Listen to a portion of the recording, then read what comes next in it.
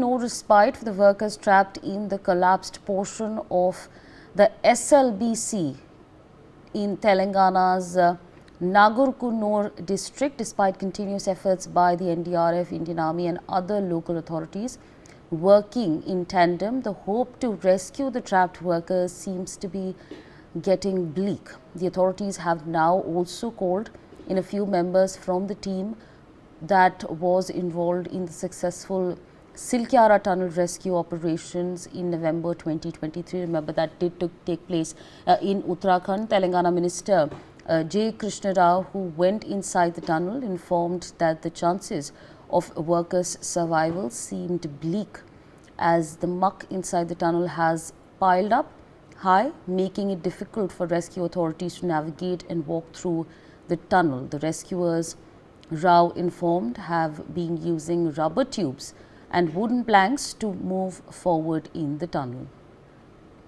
Raj Kiran on the telecast with me. Raj, what is the update at this point of time from the tunnel? Remember, these 8 workers have been trapped since 22nd February, 8:30 a.m. and of course there is a 96-member NDRF team, there is the Indian Army, but no good news so far, unfortunately.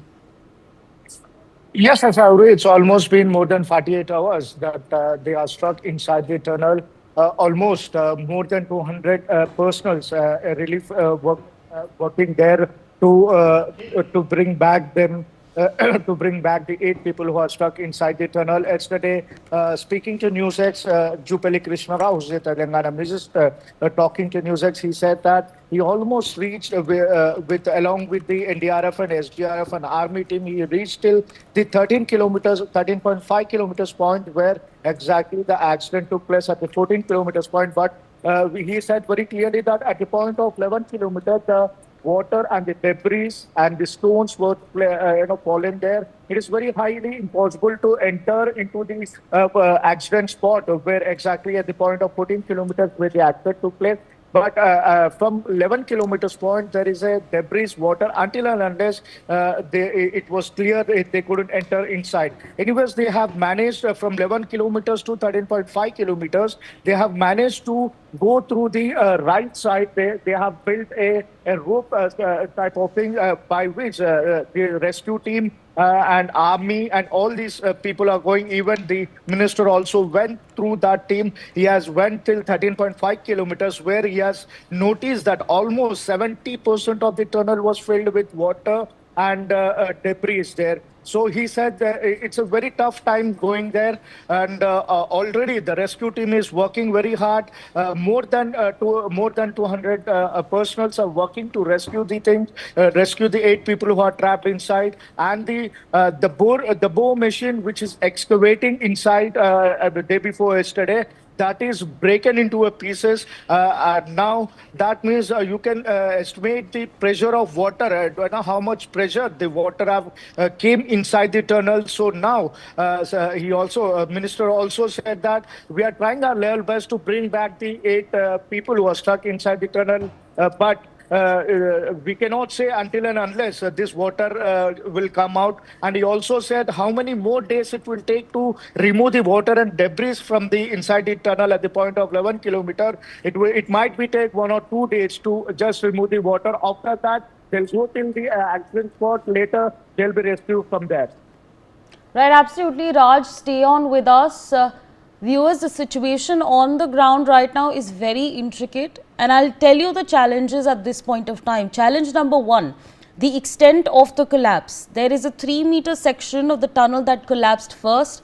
That led to a second collapse of 150 meters, and that has now resulted in this 200-meter stretch that is filled with debris. It's muddy. It has, it has a blend of iron, muck, cement, and soil. That's one of the key challenges that the NDRF and the Indian Army are now trying to sort out. Challenge number 2 is of course the impact, because the blockage prevents direct access to the trapped workers who are believed to be behind those 200 meters of debris. So if this is the tunnel that we are talking about, it's 44 meters in length.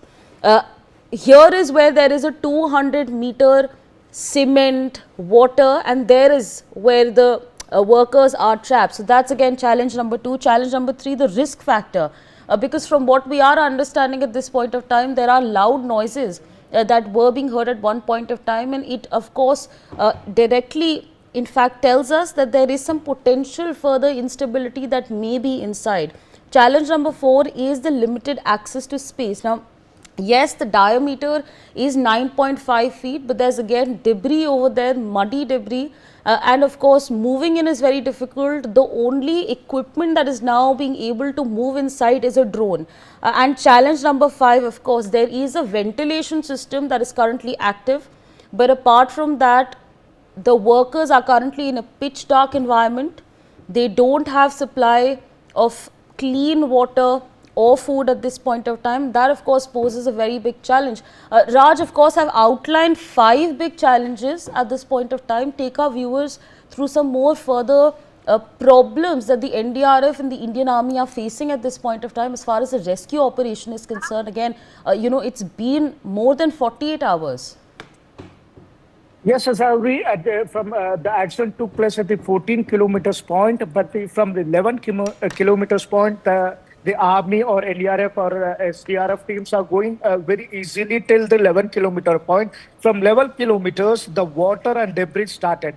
That means almost for 2 kilometers, water and debris were there inside the tunnel. So it is very hard to get inside the tunnel. Why? Because they have already the tunnel has a right side a rope of things in which by with the help of that rope they are entering till the point of 13.5 kilometers. But at the point of 13.5 kilometers, it's more 500 meters away from the accident spot, where it was almost 70% of the tunnel filled with water.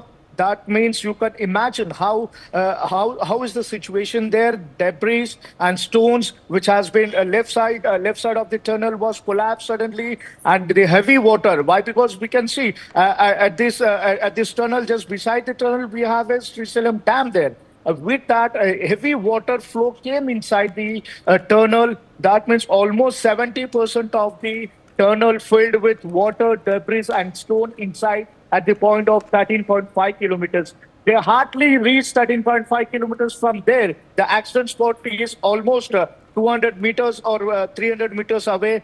There has a drilling machine there which is excavating there at that point. The drilling machine also, minister said, the drilling machine also totally broke down, and it was broke down into the pieces. That means thousands of kilos of the drilling machines breaking down is a big thing. Now we can see how much intensity the water came with the pressure into the tunnel. And at that point, after this drilling machine, the 8 people who are trapped, before after that, we can say, until and unless this water, debris, and stones which are struck from the 11 kilometers to 13.5 kilometers point, until and unless it was removed, it was not the relief team cannot go inside there. They cannot rescue the trapped workers who are inside the tunnel. This is what the India